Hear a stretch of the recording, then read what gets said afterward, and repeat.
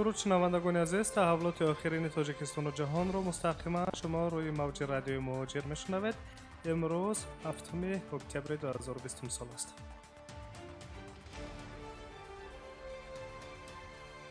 хабарҳоро аз Москав шурӯъ мекунем. Полиси Москав ва кормандони Ассотсиатсияи нозироти маъмурию техникӣ дар марказҳои савдо рейд гузарониданд, ки дар натиҷа 53 нафарро барои истифода накардани ниқоб ҷарима бастанд.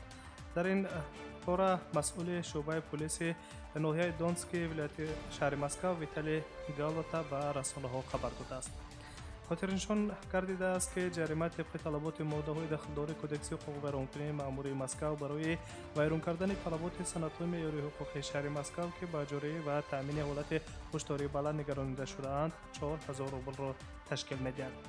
хадамоти матбуоти раёсати савдо ва хидматрасонии Москав муайян кардааст, ки рӯзи чоршанбе ҳангоми рейд дар марказҳои савдо ва фароғатии Хорошо, Гагаринский, Океания инчунин ҳолатҳо ошкор гардиданд. аз ҳисоби афзоиши бемории COVID-19 назорат аз болои ҳолати пӯшиши ҳатмии ниқоб дар Москав пурзур карда шудааст. масъулин мегӯянд, ки яке аз сабабҳои баъд шудани вазъ дар он аст, ки бисёриҳо бениқоб мераванд ва қоидаҳои санитариявию эпидемиологиро риоя намекунанд.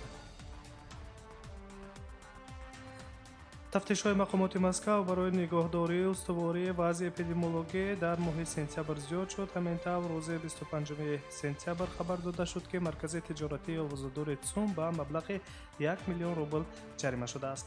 шаҳрдори Москав бошад Сергей Собянин талабот барои пӯшидани ниқобро мекарда рӯзи 7 октябр тавзеҳ дод, ки дар шароити омодагии баланд маъмурияти дуконҳо ва корхонаҳои хидматрасонии маишӣ ҳуқуқ доранд, ки аз хизматрасонӣ ба мизоҷону меҳмонони бидуни ниқоб ва дастпӯш даст кашанд. ёдорас мекунем, ки дар Москав дар дохили нақлиётҳои ҷамъиятӣ низ истифодаи дастпӯш ва ниқоб ҳатмӣ мебошад.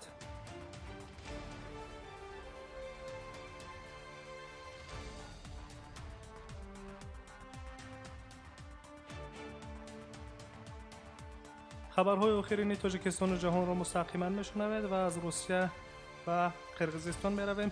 назаре ба ҳаводисҳои ин кишвар мекунем. президенти Қирғизистон Сооронбой Жээнбеков ба халқи кишвараш дар робита ба вазъи кунунии кишвар муроҷиат кард. дар ин бора хадамоти матбуоти сарвари ин давлат хабар медиҳад. Сооронбой Жээнбеков гуфт, ки Қирғизистон давраи душвортаринро аз сар мегузаронад ва қудрат ё мансаб наметавонад аз умри инсон баландтар бошад. тавре ки шумо медонед, ман фармон надодам, ки нисбати онҳое, ки ба бинои Коҳи Сафед ҳамла карданд, мақомоту ташкушоянд. дар он рӯзҳо инчунин пешниҳодҳои фаврӣ барои саркӯбии зӯроварони тазоҳургарон буданд. ман ин корро комилан рад кардам. ин ба бархӯрдҳо оварда мерасонад.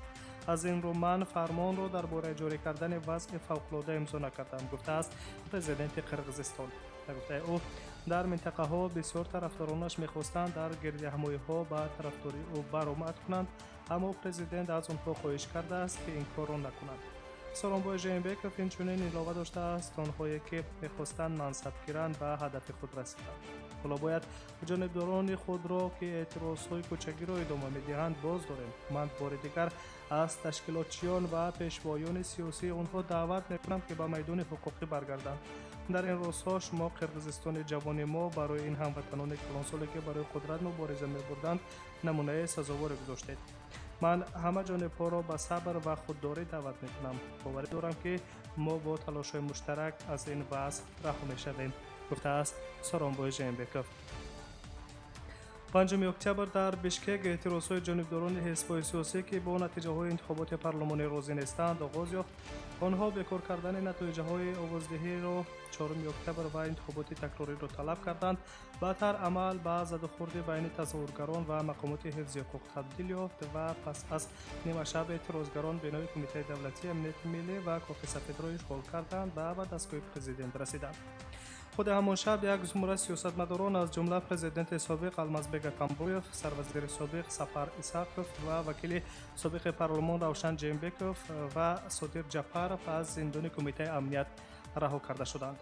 6 октябр бошад, комиссиони марказии интихобот ва райпурсии натиҷаҳои овоздиҳиро дар интихобот беэътибор кард. худи ҳамон рӯз дар меҳмонхонаи Достук дар пойтахти Қирғизистон мулоқоти вакилони парлумони Қирғизистон баргузор шуд, ки дар он ки онҳо иҷрои ҷулосаи ғайриновбатии парлумон برگزار نمودند. در جلسه وکیلان آواز دادند و اعلان کردند که رئیس نوی پارلمان عضو فراکسیون بیربال میکمیتب عبدالدایف را انتخاب کردند.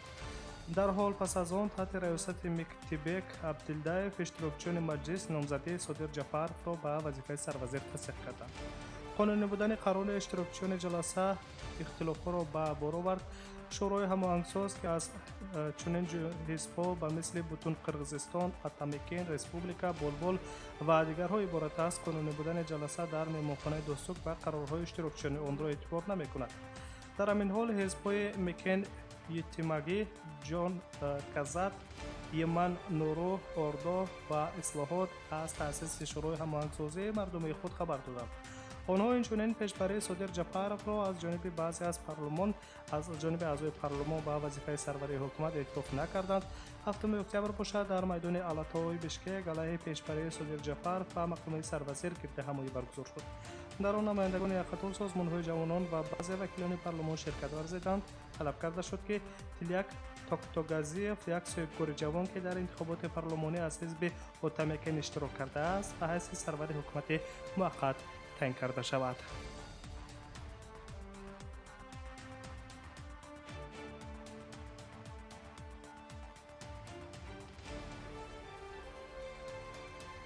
در ادامه موضوع نظر پرزیدنت روسیه ولادیمیر پوتین را نیز میشنویم. پرزیدنت روسیه ولادیمیر پوتین انتظار است که رویدادهای سیاسی داخلی قرقیزستان زود و بدون عاقبت‌های فلاکت‌آور به پایان رسد.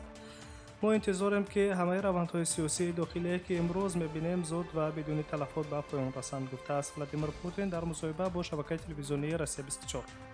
انتخابات پارلمانی در قرقیزستان روز 4 اکتبر با اشتراک 56.5% رای دهندگان برگزار شد، ولی بنا به اعتراضهای سرتاسری کمیسیون مرکزی انتخابات این کشور به خلاصه آمدند که نتیجه های انتخابات را رسما بکار کنند.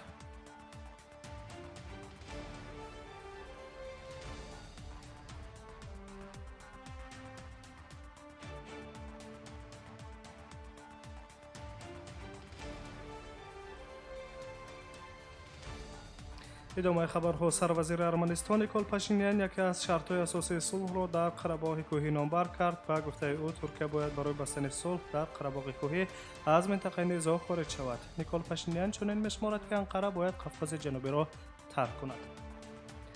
صلح تنها در صورت امکان‌پذیر است که ترکیه از قفقاز جنوبی خارج کرده شود، گفته است نیکول پاشینیان و اینچنین تاکید کرده است که ارمنستان آماده است با آذربایجان در مناقشه قره‌باغ کوهی گذشت کند، اما این در حالت آمادگی شبیه باکو امکان‌پذیر است. نزاع‌ها باید بر اساس گزارش‌های طرفین حل کرده شوند. قره‌باغ کوهی و ارمنستان آماده است گذشت‌های آینه کند به شرطی که آذربایجان برای آن آماده باشد، تاکید داشته است سروزیر ارمنستان نیکول پاشینیان. یادآور می‌شویم که وضع در قره‌باغ کوهی صبح 27 سپتامبر شدت گرفت. مقامات جمهوری ارمنستان گفتند که آذربایجان با قلمرو منطقه خودمختار قره‌باغ کوهی اولا شده آتش شده است که این ادعا را جانب آذربایجان کاملا رد می‌کنند.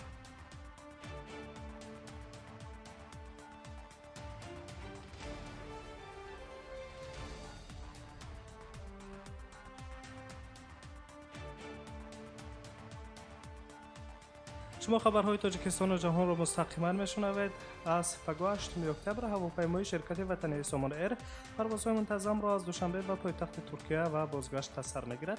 گفته می شود که پروازها هفته یک مرتبه روز پنجشنبه با پرواز از دوشنبه ساعت 6 صبح و از استانبول ساعت 10:45 به وقت محلی انجام داده می شود. همزمان شرکت ملی هواپیمایی تاجیکستان به شهروندان و مسافران خط‌سیر دوشنبه استانبول اطلاع می‌دهد که همه مسافران باید موافق طلبات‌های مقرر کرده چهارراه ضد اپیدمیکی، نقاب و دستپوش داشته باشند. همچنین علاوه می‌گردد اگر مسافرانی که تب و یا دیگر علامت‌های بیماری را در خود دارند به هواپیما راه داده نمی‌شوند. غیر از آن همه مسافران باید پیش از سوار شدن ورقه معین کننده مسافری را پر کنند تا آن را به خدمات داخلداری فرودگاه استانبول انتقال دهند. آنهایی که با شرکت سامان ایر پرواز انجام می‌دهند باید با خود شهادتنامه نبود کووید 19 را داشته باشند که در دمام 96 ساعت پیش از ورود داده شده است.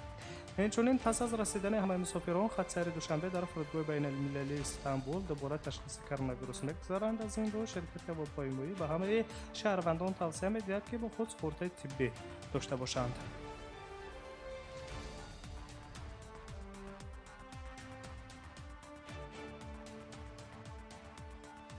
شما خبرهای تاجیکستان و جهان را مستقیما روی موج رادیوی مهاجر شنیدید. سلامت باشید.